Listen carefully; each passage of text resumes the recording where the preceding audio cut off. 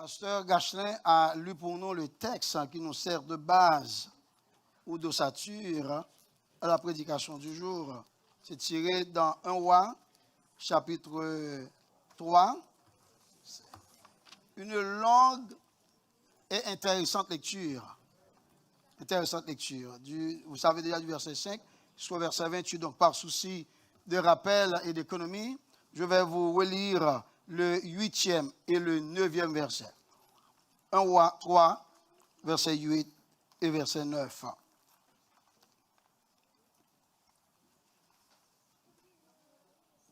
Ton serviteur, c'est Salomon qui parle, ton serviteur est au milieu du peuple que tu as choisi, peuple immense, qui ne peut être ni compté, ni dénombré, à cause de sa multitude. Verset 9. Accorde donc à ton serviteur un cœur intelligent pour juger ton peuple, pour discerner le bien et le mal. Car qui pourrait juger ton peuple, ce peuple si nombreux? L'Éternel se soucie de son peuple. Qui pourrait dire le contraire? Et fait des provisions pour son plus grand bien. À Gabaron, la parole de Dieu dit, et je cite, l'Éternel apparut en songe à Salomon pendant la nuit, et Dieu lui dit, demande ce que tu veux que je te donne. Une telle offre révèle la volonté de Dieu d'accompagner son serviteur dans l'accomplissement des tâches qui lui sont confiées. Une offre pour bien gouverner. Peuple de Dieu, répétez, une offre pour bien gouverner. Encore et plus fort. Voilà le thème du sermon, la circonstance. Comment tirer profit de cette offre? Question à laquelle va répondre le passage sous étude en nous suggérant trois clés nous permettant de faire toute la différence pour Dieu dans notre environnement ou bien dans notre juridiction. La première clé, elle est l'insuffisance. Mais c'est compliqué quand même d'entendre, puisqu'on parle d'une offre pour bien gouverner, tandis que la première clé qui va nous permettre d'y parvenir, c'est l'insuffisance. Ça veut dire que je vais avoir votre compréhension pour bien comprendre ce que Dieu a à nous dire, n'est-ce pas?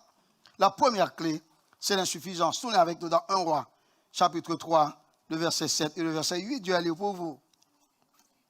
Je vais lire vite et je vais lire bien, n'est-ce pas? Gloire à Dieu, n'est-ce pas? Wow! Verset 7. Maintenant, Éternel mon Dieu, tu as fait régner ton serviteur à la place de David, mon père. Et moi, je ne suis qu'un jeune homme. Je n'ai point d'expérience. Ton serviteur est au milieu du peuple que tu as choisi. Peuple immense qui ne peut être ni compté, ni dénombré à cause de sa multitude. Je voudrais attirer votre attention sur le terme Gabaron que la parole de Dieu a utilisé. Ce lieu mémorial, c'est un lieu donc mémorable, on dirait. Un lieu extrêmement intéressant dans l'histoire biblique. À Gabaron, l'Éternel apparut en songe à Salomon pendant la nuit. N'oubliez pas, Dieu apparut à Salomon en songe pendant la nuit, n'est-ce pas? Ça veut dire, c'est important, n'est-ce pas, de savoir que nous devons être au service de Dieu à tout moment. À tout moment, Dieu peut nous visiter. Rassurons-nous, quand il nous visite, il nous trouve en bonne condition, à bon entendeur. Donc, quel privilège, chers amis, de recevoir la visite du Seigneur. Quelle rencontre impromptue. Dieu l'a planifiée. Mais Salomon n'était pas au courant. Et le peuple autour de Salomon n'en avait absolument aucune idée. Mais c'était donc planifié par le Seigneur que cela arriva à sa complexité. Et cela au même moment. Quelle grâce! Gabaon était une ville située à environ 11 kilomètres au nord-ouest de Jérusalem. C'était là que se trouvait le tabernacle de Moïse. Et le tabernacle que Moïse a construit pour l'Éternel. C'était là aussi se trouva l'autel des holocaustes, selon 1 Chronique 21, le verset 29. Gabaon était aussi le lieu de la rencontre de l'Éternel Dieu avec son serviteur, le roi Salomon. Passage que nous venons de lire. dans sa réponse, je voudrais attirer votre attention sur des éléments intéressants trouvés dans la réponse de Salomon. Salomon se montra révérencieux. C'est 1 Roi, chapitre 3, le verset 6. Serviteur de Dieu commence par dire au Seigneur, Dieu lui demande, Dieu lui dit, demande ce que tu veux que je te donne. Mais on serait donc empressé, n'est-ce pas, pour répondre. Parce que c'est beaucoup plus facile pour nous d'exposer notre supplication, de dire à Dieu de nous donner quoi que ce soit. Mais Salomon, il n'a pas agi de la sorte. Il a pris le soin, n'est-ce pas, de commencer par louer Dieu pour la fidélité de Dieu à l'endroit de son Père. C'est une technique à ne pas oublier, n'est-ce pas? Quand on est en présence de Dieu, au lieu, n'est-ce pas, de commencer immédiatement à lui demander quelque chose, mais c'est bien, n'est-ce pas, de dresser un tableau des bienfaits dont nous sommes l'objet de la part de Dieu. Et nous pouvons même faire référence à des bienfaits générationnels, intergénérationnels et transgénérationnels pour dire au Seigneur, oh, tu es important pour nous. Et nous aimerions que tu fasses encore davantage. Serviteur de Dieu se montra révérencieux. Un commentateur du nom de L.M. Grant, il a dit que Salomon a été prudent et attentionné dans sa demande, car il a d'abord montré de manière louable son appréciation de la grande miséricorde de Dieu envers son père David, reconnaissant l'intégrité de son père et appréciant la gentillesse de Dieu maintenant en faisant Salomon roi. Un autre commentateur du nom de Ralph Davis, considérant la prière de Salomon, et il a dit, et je cite, la prière de Salomon est donc une proclamation de la fidélité de Dieu. Sa prière commence par la louange de la fiabilité. Important, la fiabilité. C'est-à-dire Dieu est digne de confiance ce soir. La louange de la fiabilité de Yahweh, on sait que c'est Dieu. C'est une bonne chose en soi, n'est-ce pas? Dieu devrait ainsi être loué. Bon, qui pourrait risquer, n'est-ce pas, de ne pas louer Dieu, n'est-ce pas? Il mérite, Dieu est digne de nos louanges. Et il est l'unique qui en soit digne, n'est-ce pas? On n'a pas à partager la gloire de Dieu. La louange devient alors la base de la confiance lorsque nous implorons Dieu. J'attire votre attention sur une déclaration que Salomon a faite, et cela dans sa réponse révérencieuse à Dieu. Quand Salomon parlait, n'est-ce pas, de David, au verset 6, si je ne me trompe, quand Salomon parle de David, il dit, David, ton serviteur, verset 6, Salomon répondit, tu as traité avec une grande bienveillance ton serviteur David, mon père. Voilà une tournure révérencieuse, n'est-ce pas, sortant de la bouche de Salomon. Ce serait beaucoup plus facile de dire, et mon père, ton serviteur. Mais Salomon, il n'a pas parlé de la sorte, il n'a pas relégué Dieu à l'arrière-pensée pour se mettre en évidence. Il a dit, ton serviteur, David, mon père. C'est comme la femme, n'est-ce pas, du prophète, qui a dit au prophète Élisée, mais tu sais que ton serviteur, mon mari, craignait l'Éternel. Donc dans nos projets, mettez Dieu devant, n'est-ce pas? Dans nos initiatives, Dieu doit être, n'est-ce pas, au premier rang. Soit dans nos projets, ne sais pas, professionnels. Nous n'oublions jamais d'accorder la première place à Dieu. Frère, mais si Dieu n'occupe pas la première place, Dieu n'est pas avec nous, chers amis. Si Dieu n'est pas en première place, quelqu'un d'autre, soit donc vous-même, vous vous placez à la première place, ce serait donc risqué, n'est-ce pas? Ou bien vous placez Satan ou bien quelqu'un d'autre. Dieu doit être en première place. Salomon a dit, ton serviteur, David, ton serviteur, mon père. Waouh, quelle déclaration de Salomon. Au verset 7, chers amis, Salomon louait Dieu pour son ascension à la royauté, à cause de la fidélité de Dieu. Salomon a évoqué ici une provision de l'alliance. C'est bien quand vous êtes dans une famille chrétienne, que vous vous familiarisiez, n'est-ce pas, à la parole de Dieu. Salomon sait exactement le contenu de l'alliance, ce que Dieu avait dit à son père. Mais maintenant, tandis que son père n'est plus, Salomon intercédait devant Dieu. Et Salomon faisait référence à cette provision de l'alliance. Salomon sait que ce n'est pas à cause de sa bonté que Dieu, n'est-ce pas, le catapulta au royaume. Il dit c'est à cause de l'alliance que Dieu a conclue avec son père. Frère, c'est un privilège de savoir, quand vous avez des parents qui servent le Seigneur, vous devez glorifier le Seigneur, chers amis. Écoutez, je parle aux enfants. Les enfants qui habitent dans des familles chrétiennes. C'est un privilège pour vous d'habiter, n'est-ce pas, ces lieux-là, chers amis. Ça t'en fait rage. Mais quand ces enfants habitent dans les familles chrétiennes, ces enfants sont couverts. Parce que Dieu a une couverture sur sa maison. C'est comme en Israël, Dieu a mis du sang. Quand l'un destructeur passe là, il passe à outre la maison de serviteur des servants de Dieu. Écoutez, nous pouvons ne pas avoir tout ce dont nous avons besoin. Mais avec Jésus, nous avons tout, chers amis. Et nous devons glorifier Dieu de ce que Dieu a fait de nous, ses serviteurs et ses servantes. C'est pourquoi moi-même, quand je foule la terre très fort. Vous avez entendu? Parce que Dieu est avec nous.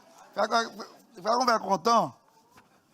Si je prêche, je dis là. Ou ne me font pas 4 temps silencieux là. Viens prêcher là. Veillez comme nous là. Hein?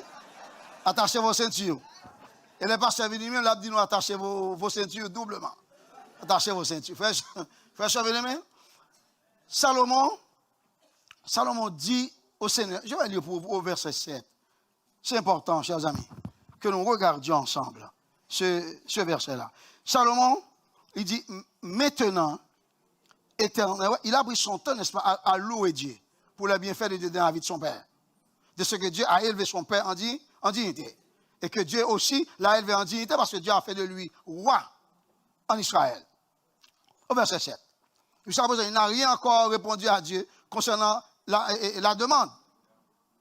Il dit maintenant, éternel mon Dieu. Ouais.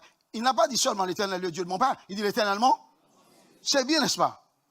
De cesser de citer, n'est-ce pas, le Dieu d'Abraham. Il faut dire aussi mon Dieu, n'est-ce pas? La phrase reste encore incomplète. Quand on dit Dieu d'Abraham, Dieu d'Isaac, Dieu de Jacob, il faut dire aussi le Dieu de pasteur Jéhovah et votre Dieu, n'est-ce pas? C'est mon Dieu, n'est-ce pas? C'est mon Dieu. C'est mon Dieu. Wow, si je suis en vie, c'est grâce à lui. Je dois témoigner. Comme le docteur Maestro Emile, il va passer toute sa vie à témoigner pour ce que Dieu a réalisé pour lui. C'est un grand serviteur de Dieu, n'est-ce pas? Salomon a dit, maintenant, éternel mon Dieu, tu as fait régner ton serviteur à la place de David, mon père. Il continue pour dire, c'est là qu'il va exhiber son insuffisance. Il dit, moi, je ne suis qu'un jeune homme. Et Salomon, selon les recherches que nous avons faites, donc Salomon était donc promu à la royauté à l'âge de 20 ans. Sans beaucoup de connaissances, n'est-ce pas? Sans expérience, n'est-ce pas? Mais c'était le plan de Dieu que Salomon fut roi, n'est-ce pas? Pour remplacer son père. Écoutez, que vous soyez jeune, petit ou grand, écoutez, Dieu peut se servir de n'importe d'entre nous pour accomplir sa volonté. Ce n'est pas nous, n'est-ce pas, qui gouvernons, c'est Dieu qui gouverne. Et on est à côté de Dieu. On ne peut pas broncher, parce que le Seigneur, même quand nous broncherions, Dieu lui-même, il nous tirerait par la main et il nous redressera. C'est notre Seigneur. Salomon a dit, je ne suis qu'un jeune homme et je n'ai point d'expérience. Quelle déclaration! Un autre commentateur du nom de Keres, il a dit, ben, l'utilité commence par l'insuffisance. Quelle déclaration! Il a dit, l'utilité commence par l'insuffisance. Il veut nous dire que pour nous montrer au service de Dieu, nous devons apprendre à nous vider, n'est-ce pas? Si vous êtes plein, ou bien vous êtes plein, et que Dieu n'a pas besoin de vous, oh ben, tout au moins, vous n'avez pas besoin de Dieu, n'est-ce pas? Parce que Dieu veut, n'est-ce pas, nous remplir. Si vous êtes déjà un vase plein, un verre plein, Dieu, il n'a aucun endroit pour que Dieu lui-même, il verse des affaires. Nous devons apprendre, nous devons nous flexibiliser. Entre les mains, nous devons nous vider pour que Dieu lui-même puisse nous remplir. Dans laquelle on dit, waouh, parce que ça a prêché matin là. Oh Dieu.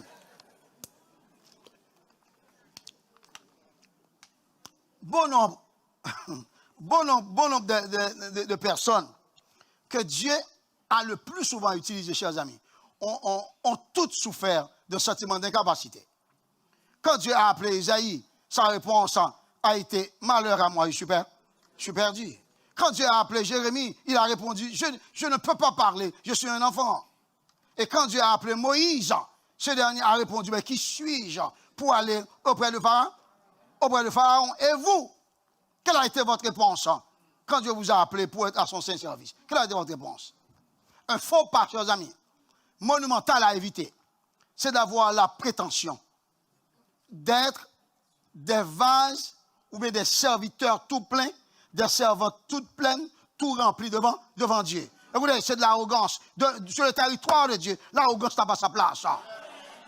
Et l'arrogance doit céder place à l'humilité. Si vous êtes arrogant ou arrogante, écoutez, vous n'avez pas encore compris la parole de Dieu. Et que Dieu ne nous a jamais offert, n'est-ce pas, un modèle d'arrogance. La parole de Dieu dit, Dieu est prêt seulement pour élever en dignité tout cela qui s'abaisse. Si vous vous élevez, n'est-ce pas, Dieu, avec son petit doigt, il va vous féchir en bas, chers amis. C'est ce qu'il a fait pour Satan, le diable. Wow, c'est ce que Dieu veut, chers amis. Dieu veut nous aider, nous élever en dignité. Une telle attitude ne laisse absolument aucune place à Dieu pour intervenir. Salomon pensait différemment. Il ne se croyait pas qualifié pour être roi à cause de son jeune âge ou bien de son inexpérience. Il y a au sein de l'Église, dès que nous avons, par exemple, un certain degré en théologie ou bien en Bible, tout le monde ne veut plus être fidèle, tout le monde veut être dirigé, n'est-ce pas? Quand j'étais en Floride, un serviteur que j'avais invité à prêcher dans une église que je dirigeais, c'est un Léoganais, bien entendu, c'est un Léoganais. Donc le pasteur a dit, mais vous tous ici, vous voulez être pasteur, mais qui serait donc des fidèles? Il dit, mais c'est une niaiserie que tout le monde... Mais ce n'est pas le plan de Dieu, n'est-ce pas? Ce n'est pas le plan de Dieu. C'est pour dire, chers amis, sur le territoire de Dieu, on vient pour servir. C'est dans le service. Dieu lui-même, il va nous élever en dignité. La parole de Dieu dit, pendant qu'ils servaient le Seigneur dans leur ministère et qu'ils jeûnaient, Acte chapitre 13, le Saint-Esprit dit, mettez-moi à part Barnabas et Saul. Ils ne savaient pas s'ils allaient être employés à une plus grande tâche, mais ils servaient le Seigneur dans leur ministère. Le moindre que nous puissions faire, c'est de continuer à servir. Et Dieu lui-même, il s'occupera du reste. Frères et sœurs bien-aimés, se sentir insuffisant pour assumer une responsabilité divinement confiée, c'est une bonne attitude à cultiver devant Dieu. Notre insuffisance traduit notre dépendance de Dieu et nous éloigne de l'arrogance. Si nous savons que nous sommes insuffisants, nous serons de puissants instruments entre les mains de Dieu pour accomplir la volonté de Dieu. Dans nos familles, confessons notre insuffisance devant Dieu pour que le Seigneur nous visite et jette un regard favorable sur nos enfants. Parce que nous vivons dans un pays extrêmement compliqué, n'est-ce pas? Les enfants peuvent choisir de nous désobéir. Et cela ne nous ferait absolument aucun plaisir. Et nous pouvons être en altercation avec les enfants pour faire respecter la parole de Dieu. Et Satan pourrait donc intervenir. Nous devons demander à Dieu dans notre insuffisance de nous aider, n'est-ce pas, à tenir l'autorité dans notre maison. Dieu peut le faire. Et les enfants doivent respecter l'autorité que Dieu a établie sur eux dans la maison. À l'église, agissons de même en confessant devant Dieu notre insuffisance pour qu'il nous visite dans l'exercice de nos ministères. La présence de Dieu nous est indispensable, chers amis. Ainsi, Dieu éclairerait les incrédules, les récidivistes et les irréductibles pour faciliter la stabilité, le fonctionnement et la fonctionnalité ou le fonctionnement de son œuvre, chers amis. Au sein de l'église du Seigneur, le Seigneur, c'est le personnage le plus important. Et le nom de Dieu doit être respecté. Et cela par tous les mois. On doit faire respecter le nom de Dieu. Et cela du bec et des ongles, et cela par tous les moyens. Nous devons faire respecter le nom de Dieu. Que nous soyons aimés ou haïs, il faut prendre des décisions pour glorifier le nom de Dieu, chers amis. Dieu n'a placé personne, Dieu n'a placé aucun dirigeant pour plaire à l'église. Dieu nous a placés pour plaire à Dieu lui-même. Si le nom de Dieu est plu, mais dans l'église doit être plu aussi. Parce que Dieu d'abord est est glorifié. Nous devons plaire à Dieu plutôt qu'aux hommes. Frère, sois bien-aimé, une offre pour gouverner, si la première clé est l'insuffisance, la deuxième clé est la bonne écoute, n'est-ce pas? La bonne écoute. Du verset 9 jusqu'au verset 15, avec nous. Je ne vais pas lire tous ces versets. Le temps file, n'est-ce pas? Et Dieu nous parle bien, n'est-ce pas? C'est un contrat, donc Dieu doit gagner quand même. 1 Roi chapitre 3, verset 9 jusqu'au verset 15. Tout avec nous. Tout avec nous. Je vais lire seulement pour vous le verset 9. Le verset 9. Accorde donc à ton serviteur. C'est qui est-ce qui parle? Salomon. Et non seulement Salomon, c'est le roi Salomon. Il faut dire le roi Salomon, c'est le privilège. Le privilège. Et accorde donc à ton serviteur un cœur intelligent pour juger ton peuple, pour discerner le bien du mal. Gravez cela dans vos mémoires. Salomon a prié pour avoir un cœur intelligent, pour avoir seulement un cœur intelligent. Bien, ça c'est la prière, c'est la prière de Salomon. Salomon était précis. Donc, et ce que vous voyez, c'est à ce moment-là, Salomon, n'est-ce pas, a répondu à la demande du Seigneur. Il a passé du temps, n'est-ce pas, à glorifier Dieu. Et maintenant, il expose sa supplication. En Israël, chers amis, et dans l'ancien Proche-Orient, la sagesse n'était pas synonyme de connaissance ou d'éducation. Quelqu'un qui est sage ne veut pas dire que c'est quelqu'un super intellectuel, non. Ou bien c'est un scientiste ou bien un chercheur, point du tout. Ceci n'empêche pas cela, non, aussi.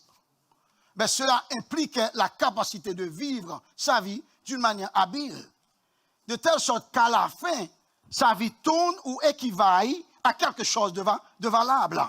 Donc, tout pour les Israélites, cela n'était possible que si une personne craignait Dieu.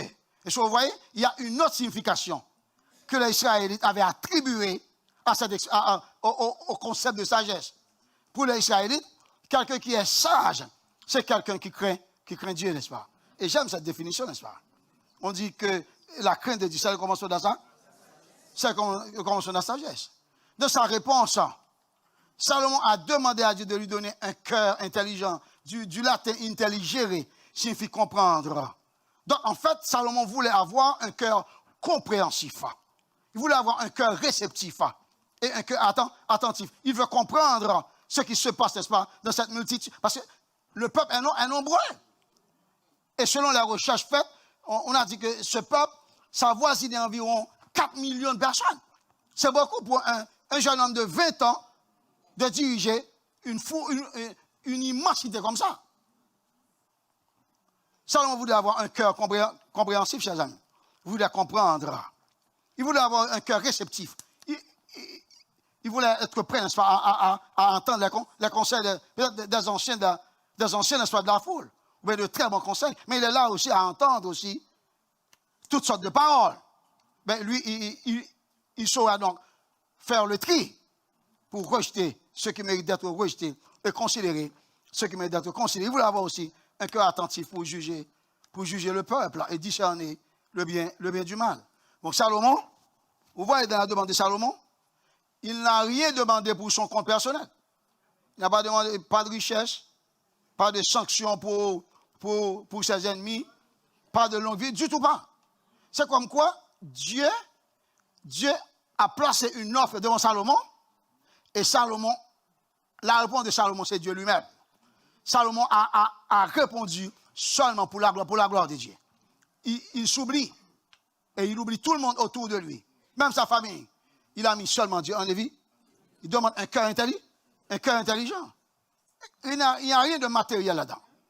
Ça, c'est une réponse spirituelle. Waouh! Au verset 12, chers amis, tournez avec nous. Cela attire mon attention au verset 12.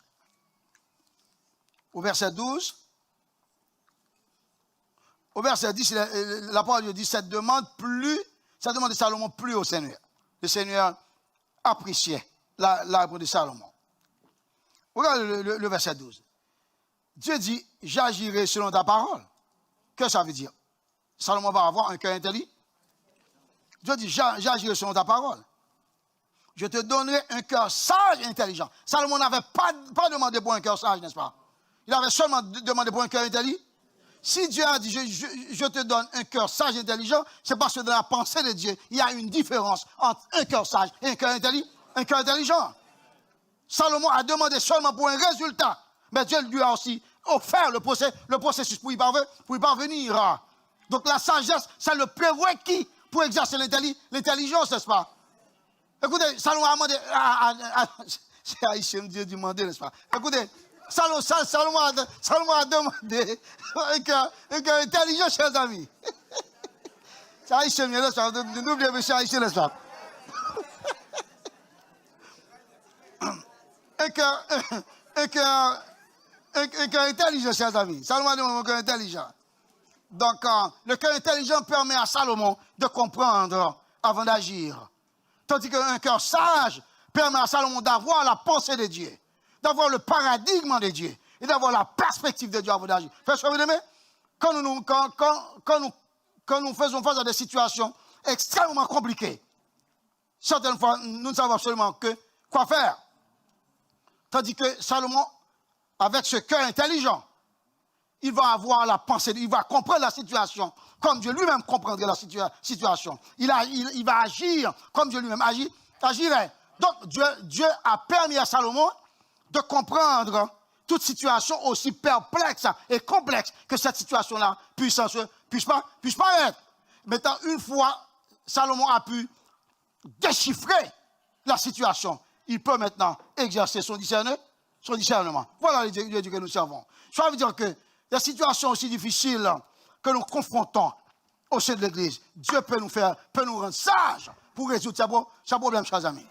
Peu importe les problèmes qui surgissent au sein de l'Église, la solution est là, chers amis. Parce que notre Dieu, il est un Dieu absolument sage. Il peut se servir de nous, pourvu que, n'est-ce pas, nous reconnaissions notre suffisance, chers amis. C'est notre Dieu. Salomon n'est plus. Nous sommes là, chers amis. Écoutez,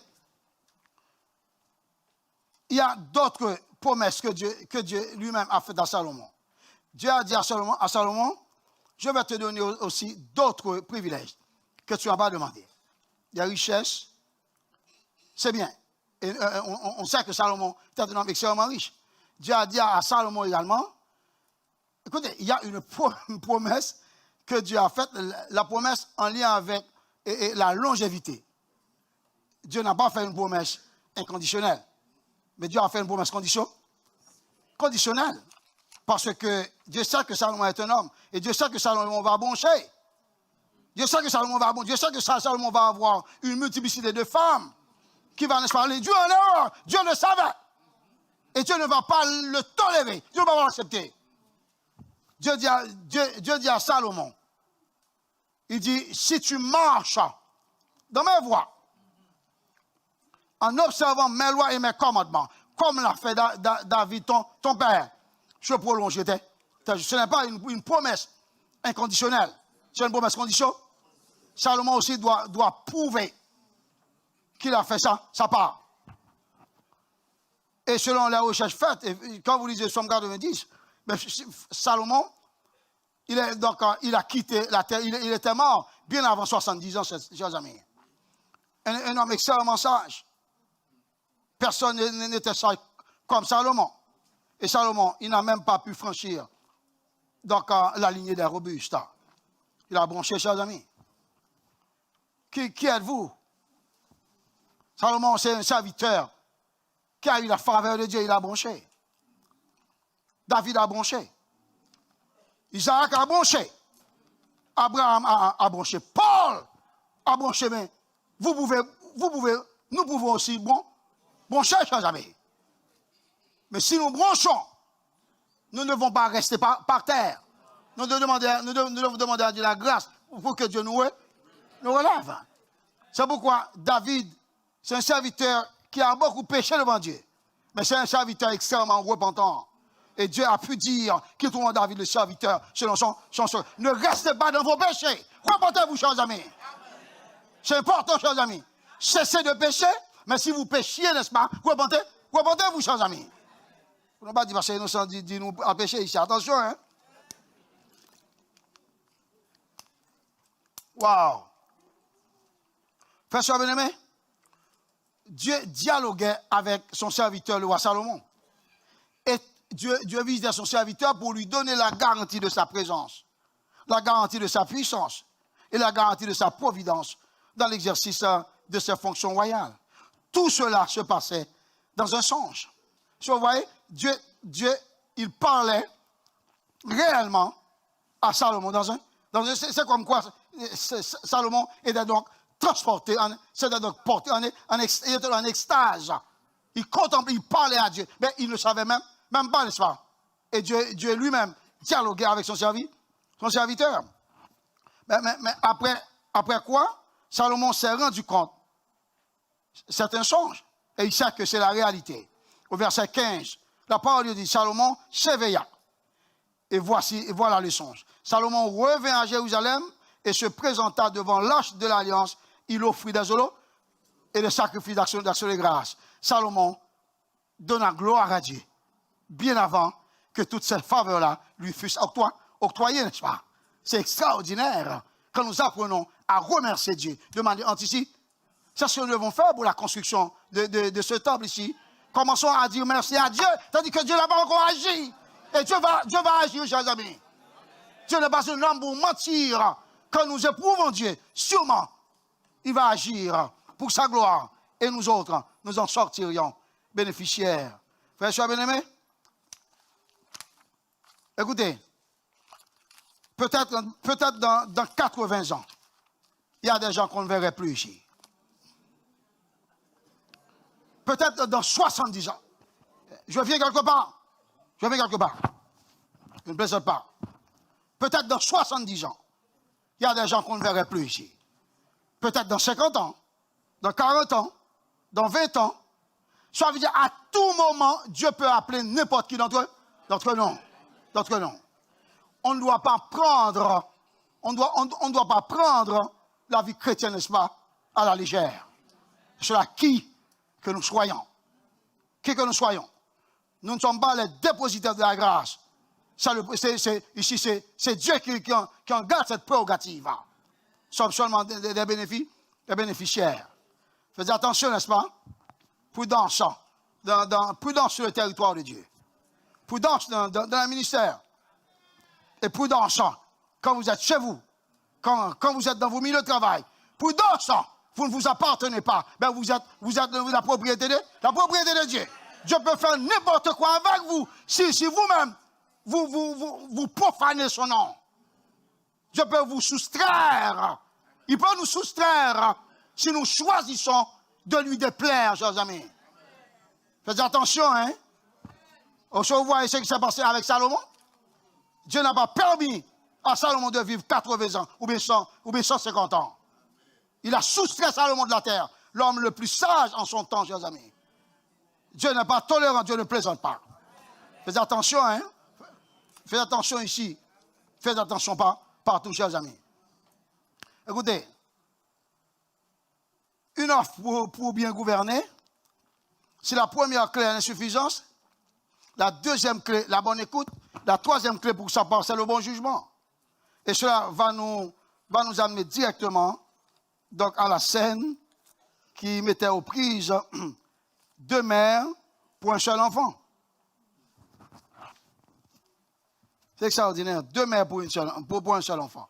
Le verset 15 à 28, chers amis, explique comment la sagesse de Salomon allait être profondément testée dans une situation exceptionnelle, sans aucune occurrence antérieure.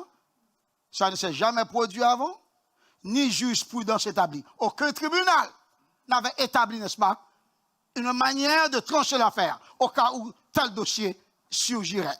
Absolument rien. Tandis que Salomon faisait face à cette situation. Un jeune roi, environ 20 ans, et 2 femmes.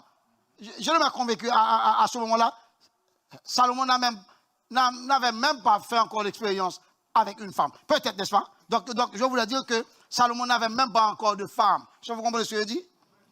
Quand vous parlez, quand vous parlez des femmes, c'est important, il faut bien choisir les mots. Il faut bien passer en revue votre stylistique. C'est important, n'est-ce pas? Vous n'avez pas droit à l'erreur quand on parle surtout de femmes, n'est-ce pas? Vous pouvez faire une erreur quand on parle d'un homme, parce que vous êtes aussi un homme. Mais quand on parle d'une femme, faites attention. Pour ne pas vous, seulement Dieu peut nous aider, n'est-ce pas? J'ai pris soin, n'est-ce pas, à bien passer en revue ma stylistique. Et je suis en pleine forme avec, n'est-ce pas? Donc, ne vous en faites pas. Ne vous en faites pas. Écoutez, frère, venez m'écouter. Avec Dieu, il n'y a pas de panique. Tout est sous contrôle. Dites, tout est sous contrôle. Dites à la personne à votre droite, avec Dieu, tout est sous contrôle. Tout est sous contrôle.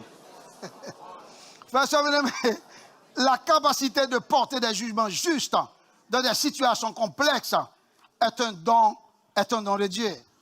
Donc, deux femmes spéciales. Deux femmes avec une réputation vraiment problématique ou emblématique. La Bible a dit que c'était deux prostituées. Ces femmes se présentèrent devant le roi. Donc, la Bible précise l'identité de ces femmes. C'est une affaire difficile à trancher sur la base de témoignages contradictoires. Parce que les témoignages sont contradictoires. Donc, un juge peut ne pas savoir quoi faire. Parce que chaque personne dit qu'elle a raison. Tandis que les témoignages sont contradictoires. Les femmes ont dit qu'il y avait seulement deux témoins. Elles se trompaient parce que Dieu aussi était là, n'est-ce pas? Dieu regardait. Dieu regardait aussi. Il y a d'autres témoins peut-être qui auraient pu être là, mais dont, n'est-ce pas, les noms ne sont pas cités. On parle de femmes, on parle d'enfants. Mais où est le mari de ces femmes ou bien où sont les maris? Attention, n'est-ce pas? Est-ce que ces deux femmes sont mariées? Est-ce que c'est un mari pour les deux? Ou bien ce sont des maris? Je ne sais pas. La Bible fait silence. Ne m'appelez pas ce soir pour me poser la question. Je ne sais rien. Je me garde tout comment? Parce que la Bible ne dit absolument rien. Seulement moi-même, en tant qu'exégète, en tant qu'étudiant de la Bible, je vois que deux femmes se présenter devant un roi avec un enfant, mais sans mari. Ça attire mon attention. Parce que moi-même, je suis un mari, n'est-ce pas? Waouh! Bien-aimé, je vais passer rapidement sur ça. Il y avait une tragédie, chers amis. La tragédie, c'est que une femme, pendant qu'elle dormait, cette femme-là était donc couchée, par erreur, je pense, sur l'enfant, et l'enfant mourut, n'est-ce pas? Mais les deux femmes étaient donc dans le même milieu, n'est-ce pas? La femme dont l'enfant est mort, elle est allée très tôt pour déposer l'enfant mort à la place de l'autre enfant vivant près de la femme. Elle a pris l'autre enfant. Mais quand l'autre mère regardait, quand elle se réveilla pour allaiter l'enfant, tout à coup, elle a vu que l'enfant était mort. Elle a regardé, elle sait que ce n'est pas son enfant. C'est bien de prendre du temps quand vous avez vos enfants, de prendre du temps de les regarder, n'est-ce pas? Il faut regarder vos enfants, n'est-ce pas? Frère bien-aimé, c'est une histoire longue. Je dois finir. L'affaire était donc portée devant le roi. Et Salomon devait trancher, chers amis.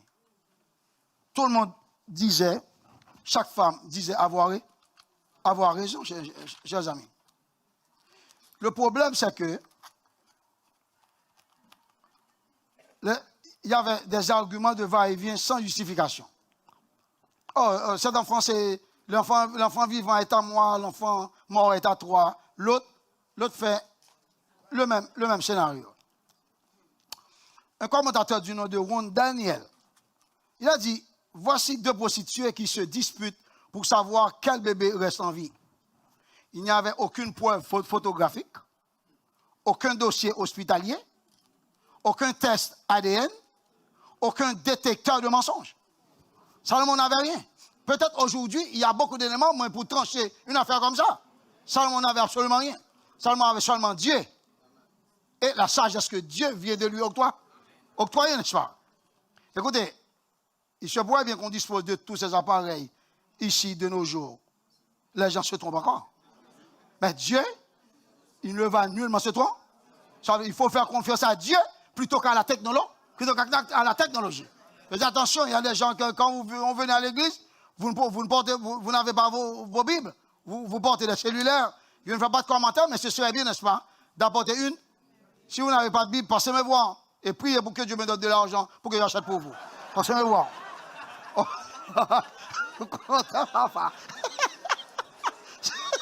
Ça vient de la content, ça.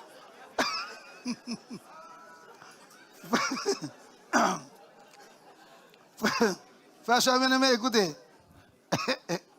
Écoutez. Le roi voulait donc arriver à une solution. C'est la sagesse que Dieu, n'est-ce pas, octroya au roi.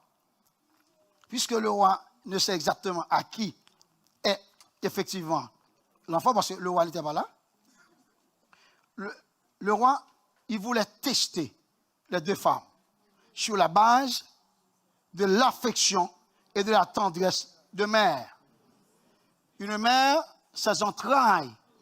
Une mère ne va pas permettre de voir son enfant mourir ou bien coupé ou divisé en deux. Non.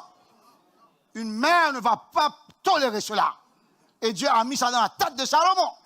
Et Salomon dit, apportez-moi une épée. Il va donc couper l'enfant en deux. La mère de l'enfant dit, non, donnez l'enfant à l'autre femme. Et ne le faites pas mourir.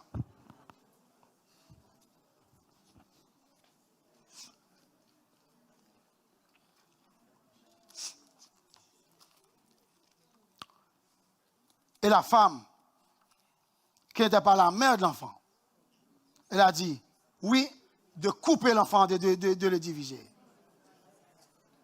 C'est criminel une telle déclaration, n'est-ce pas? C'est inacceptable. Immédiatement, le roi sait exactement qui est la mère. Le roi dit, donnez l'enfant à sa mère. Frère bien-aimé, écoutez, la raison pour laquelle nous devons traiter les enfants avec soin au sein de l'Église. Nous devons créer de la place pour les enfants de l'Église. Les enfants ne doivent pas être relégués à l'arrière-plan. Ils sont importants aux yeux de Dieu. Ils doivent l'être aussi à nos yeux, chers amis. Dieu a pu identifier la fausse mère de la vraie mère. Frères bien-aimés, nous ne devons jamais confondre privilège et opportunité et révérence. Nous ne devons jamais confondre popularité et révérence. Vous êtes populaire, mais respectez Dieu. Nous ne devons jamais confondre prospérité et révérence. Dieu vous a donné de quoi vivre. Peut-être que vous n'avez jamais faim. Et vous savez d'autres personnes faire l'expérience de la faim. Mais ne confondez jamais prospérité et révérence. Toutes sortes d'opportunités que Dieu nous donne. C'est pour sa gloire, chers amis. Dieu est vivant. Et il est digne de toute confiance. Dieu nous a présenté une offre pour bien gouverner à partir de 3 clés. La première clé, c'est l'insuffisance. La deuxième clé, c'est la bonne écoute. La troisième clé, c'est le bon jugement. Si vous voulez réussir dans vos entreprises, dans votre vie chrétienne, dans l'exercice de vos ministères, dans votre gouvernance familiale, suivez cette clé, que le Seigneur soit honnête.